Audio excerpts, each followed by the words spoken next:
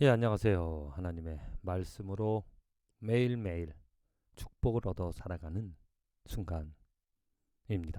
2월 13일 오늘 읽을 말씀은 창세기 46장, 그리고 욥기 12장, 마가복음 16장, 로마서 16장의 말씀입니다. 말씀들을 통하여서 우리들이 오늘 좀 생각해 볼 수 있는 것이 전하는 일입니다. 알리는 일. 믿음은 하나님의 말씀으로, 그리스도의 말씀으로 말미암아 그리스도의 말씀을 들음으로 믿음이 생겨진다고 했습니다. 그렇다면 어떻게 그 그리스도의 말씀이 들려지겠는가? 선포하는 자가 있어야 한다는 거죠. 알리는 자가 있어야 된다는 겁니다. 아무리 좋은 물건이 있다 하더라도 그 물건을 소개받지 못하면 그 물건을 사용할 수가 없죠. 좋은 복된 소식이, 기쁜 소식이 내게 들려졌고 내게 알려져 내가 구원을 얻고 기쁨을 얻어 믿음으로 살아가는 삶이 되어졌다면 나는 또한 다른 사람에게 그 축복의 통로로 전하는 일을 하는 것이 마땅할 줄로 믿습니다. 오늘 먼저 마지막 이 로마서 이제 16장 마지막 바울이 인사를 끝냅니다. 여러 가지 사람들의 이름이 쭉 나오는데 계속 중요한 것이 그가 이렇게 로마서를 쓴 이유가 무엇인가? 예수의 복음, 예수 그리스도, 그 하나님께서 우리에게 주신 그 복음을 전하기 위하여서 25절 분명하게 바울이 이야기를 하고 있는 것이 25절에 나의 복음과 예수 그리스도를 전파함은 창세전부터 감추어졌다가 이제는 나타나신 바 되었으며 쭉 이야기를 하는데 나의 복음과 예수 그리스도를 전파하기 위하여 이 말씀을 적는다. 또 그의 삶이 사울에서 바울이 바뀌어진 것도 그 그리스도의 복음을 예수 그리스도를 전파하기 위하여서 왜? 예수 그리스도가 나를 살려주신 예수 그리스도가 내게 생명을 주신 분이시기 때문에 그것을 알리지 않으면 내게 화가 있을 정도로 그것을 알리는 것이 나의 사명이다라고 말하며 이 로마서를 쓴 것 그리고 마치는 오늘 16장으로 마칩니다. 우리들도 정말 바울처럼 만일 내가 예수를 알았다라면 예수의 그리스도의 그 사랑으로 예수 그리스도의 그 복음으로 내가 변화되어졌다라면 소개하는 것이 다른 사람에게 알리는 것이 자연스러운 일이죠.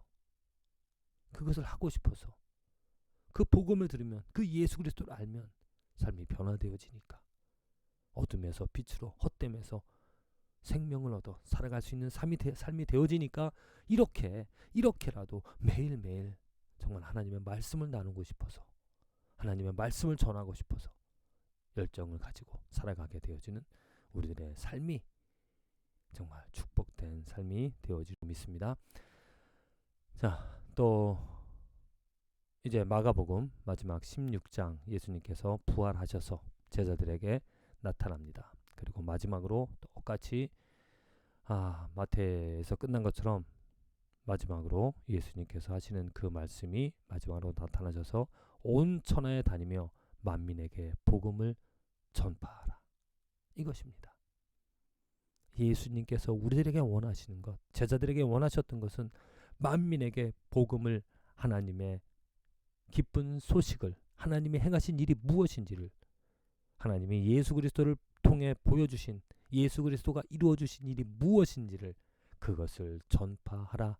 듣든지 안 듣든지 그것을 전파하라라고 예수님께서 우리들에게 마지막으로 명령을 하신 것입니다. 그래서 당연히 오늘 우리들이 그 예수를 알면 예수를 경험하면 예수 복음을 들었으면 천국 복음을 들었으면 전하고 싶어하는 열망 꼭 전해야 된다는 것이 아니라 제가 말씀드리고 싶은 것은 그 기쁨을 경험하였으면 이 기쁨 경험하지 못하면 전하고 싶은 욕구가 없습니다. 기쁨을 알기 때문에 내가 구원 얻은 그 감격이 있기 때문에 그것을 알려주고 싶어서 내 헛된 인생이 이제 생명을 얻어 살아가는 것을 내가 경험하였기 때문에 알릴 수밖에 없다는 거죠. 욥기 12장 이제 욥이 또 대답을 합니다. 너희들만 지혜 있냐? 너희들만 하나님에 대해서 알고 있냐? 나도 하나님에 대해서 알고 있다. 이렇게 고백을 하고 있다라는 거죠. 그런데 지금 욥이 그 친구들도 그렇고 욥도 지금 그 하나님에 대해서 이야기를 합니다. 우리도 하나님에 대해서 복음에 대해서 이야기를 하죠. 저는 오늘 이 욥기 말씀을 읽으면서 정말 내가 하나님을 경험하고 복음을 알아서 전하고 싶은데 그 전하는 내용이 만일 잘못된 편협된 내용이라면 문제가 있다. 지금 욥이나 그 친구도 서로 정죄하고 또 욥도 그 하나님에서 이야기를 하지만 그 내용이 하나님의 본질, 정말 살아계신 공의와 사랑을 가진 그 하나님에 대한 내용이라기보다 편협된 내용이 있다는 겁니다. 오늘 12장에도 나와서 욥이 말하는 그 하나님을 보면 굉장히 재판장이신 하나님으로 심판을 하시는 하나님으로 보여집니다. 그가 허르신즉 다시 세울 수 없고 사람을 가두신즉 놓아주지 못하니라. 허르신 것뿐만 아니고 세우실 수 있는데 세우신다는 내용보다 허르신다는 내용, 물을 막으신즉 모사를 벌거벗겨 끌어가시며 또 제사장들을 벌거벗겨 끌어가시며 이렇게 벌하시는 그런 하나님. 지금 왜 욥은 이런 고백을 할 수밖에 없냐면은 그런 하나님을 경험하고 있다는 거죠. 화를 주시는 하나님. 그 화를 경험하는 그 욥으로서는 그 하나님에 대해서 이렇게 말할 수밖에 없다.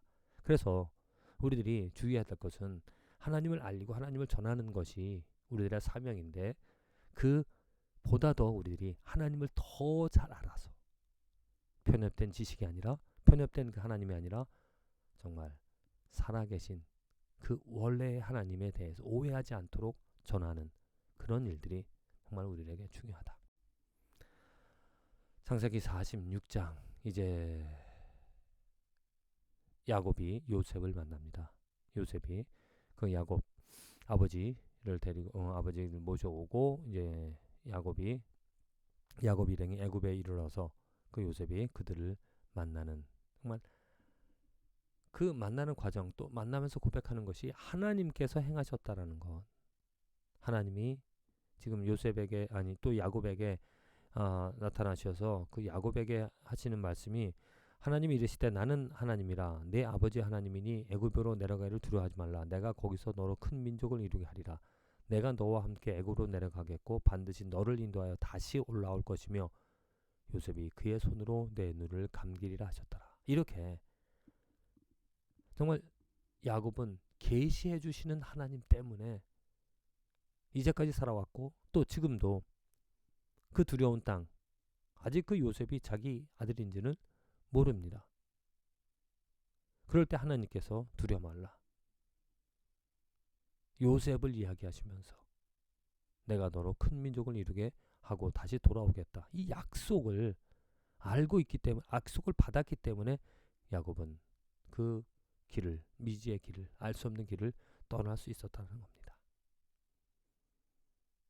들어야 한다는 거죠. 하나님한테 약속을 하나님께서 행하시는 일들을 우리가 어떻게 그 하나님의 약속을 하나님이 행하실 일들을 어떻게 알 수 있겠습니까? 물론 뭐 계시해 주시는 것이 뭐 신비하게 계시해 주는 것도 있겠지만은 위험성이 많죠. 내 욕심과 내 생각이 들어갈 수도 있습니다. 그래서 잘못 이해할 수도 있습니다. 그런데 하나님의 말씀으로 계시해 주신 것, 하나님의 약속, 하나님께서 예수 그리스도를 이 땅에 보내주시고 그 예수 그리스도 안에 생명 주시고 예수 그리스도께서 다시 이 땅에 오셔서 새로운 것, 새 땅을 이루어 주시겠다는 그 약속을 우리는 믿고 오늘 그 약속 때문에 한 발 한 발 그 약속을 전하면서 살아가는 것이 우리들의 마땅한 사명이고 또한 축복이 되어진다라는 거죠. 그래서 정말 저와 여러분들의 오늘 삶에서 하나님을 알고 이 또 하나님을 전하는 일, 하나님이 누구인지 무엇보다도 정말 이 생명 예수 그리스도를 정확하게 아는 것이 중요합니다. 그 예수 그리스도에 근거한 것은 무엇이냐면 하나님의 말씀이죠. 말씀에 근거하여서 생명을 주신 예수 그리스도를 알고 그것을 전하는 일. 우리들이 받은 사명이다. 부디 자 여러분들의 삶에서 좋은 것을 먼저 경험하고 생명을 먼저 경험하고 그것을 나눌 수 있는, 전할 수 있는 축복의 통로로 살아갈 수 있는 삶이 되어지기를 간절히 기도드립니다.